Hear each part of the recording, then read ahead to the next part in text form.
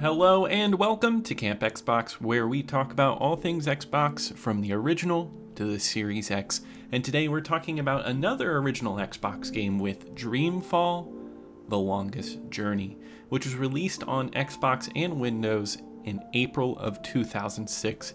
So this makes it a pretty late release in the original Xbox lineup, as the 360 had already been out for about a year at this point. But this game actually came out a little bit later than expected. It's actually a sequel to The Longest Journey, which was a PC game released in 1999, which was a point-and-click adventure game.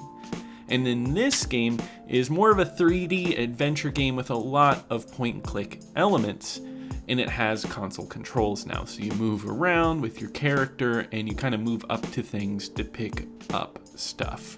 And this story focuses on three characters, Zoe, April, and Khan. And this game exists in two parallel worlds. One which is the Earth that we kind of know, but just set in the far off future. And the other one is more of a fantasy world.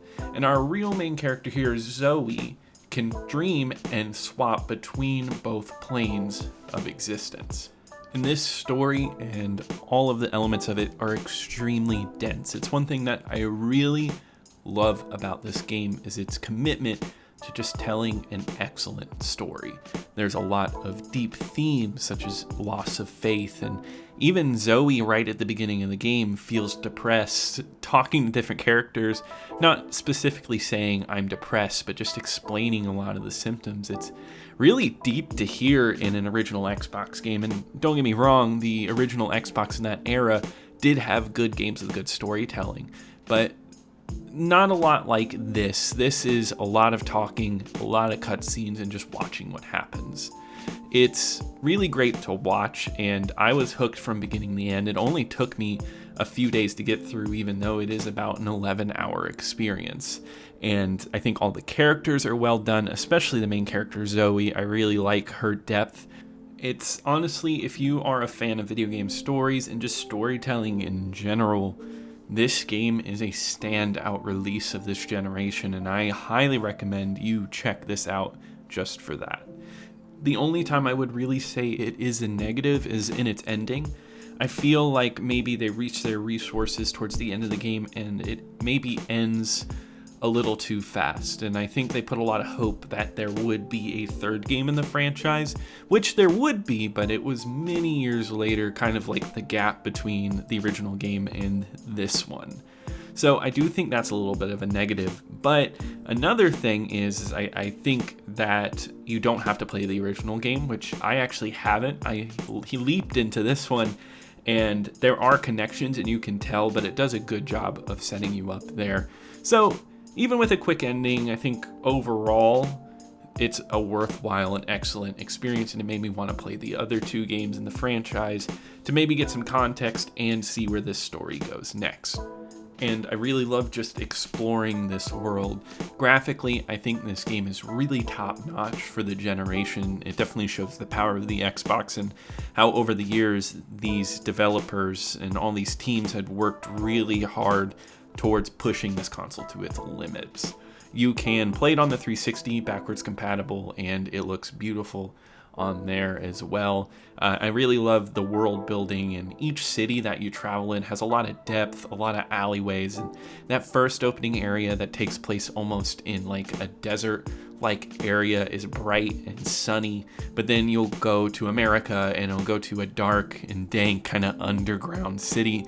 It has this nice futuristic tint to it. The fantasy settings are really nice. It reminds me of something straight out of Dungeons and Dragons, and it's really nice, and the city is a lot bigger than you would expect. And it is an adventure game. I think it controls well. You kind of move around, pick stuff up, and talk to people. It doesn't really stick to the point and click formula. There is only a little bit of like combining stuff. There's some puzzles that pop up, but it is very story focused. There's a few times where there are stealth sections. Those are done all right. They do feel a little forced, but what really feels forced is the fighting sections. They are a bit few and far between, so it didn't really ruin the experience, but anytime you have to play this game's fighting system, it is janky.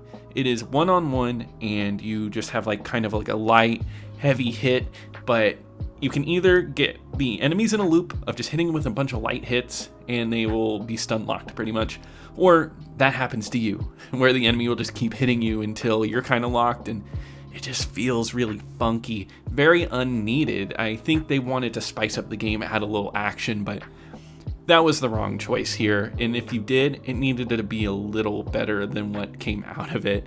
Luckily, like I said, very bare minimum with that. Most of this is walking around, adventure, exploring, which I really appreciated from this game. And I think pretty much all of the vistas are beautiful and full of depth and really offer something interesting to the story, especially with great voice acting from almost all the characters. There is maybe one time where I got really annoyed by a specific store vendor whenever you go to America.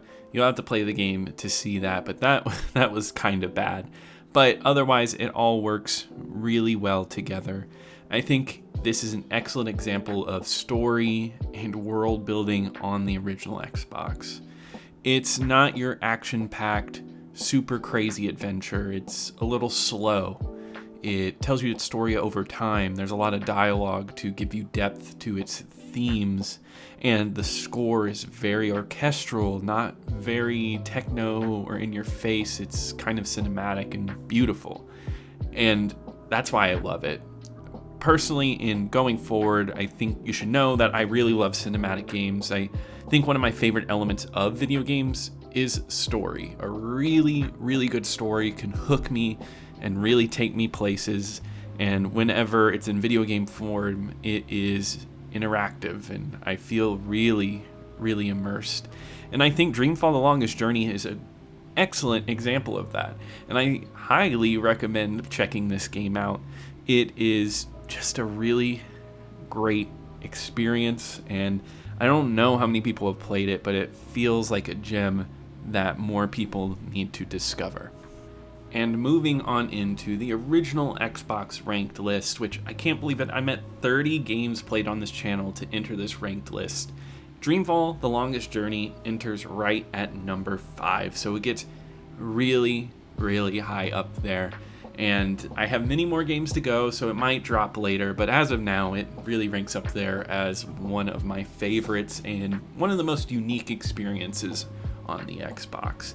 And this was a tough decision. It does nudge Max Payne down. Max Payne has excellent world building and story, but maybe just Dreamfall lets you bathe in it a little bit more, and I really enjoyed that. But I do put Ultimate Spider-Man above it because I really love the look of Ultimate Spider-Man, and I do think the comic book story in that one is a ton of fun. So yeah, that's about it. Dreamfall: The Longest Journey, definitely check it out. If you've played this one or if you're interested, leave a comment below. I would love to hear from you. Comments really help motivate me with this channel. Also, be sure to like and subscribe if you enjoyed this and you want to see more content like this. But I'll see you here next time at Camp Xbox.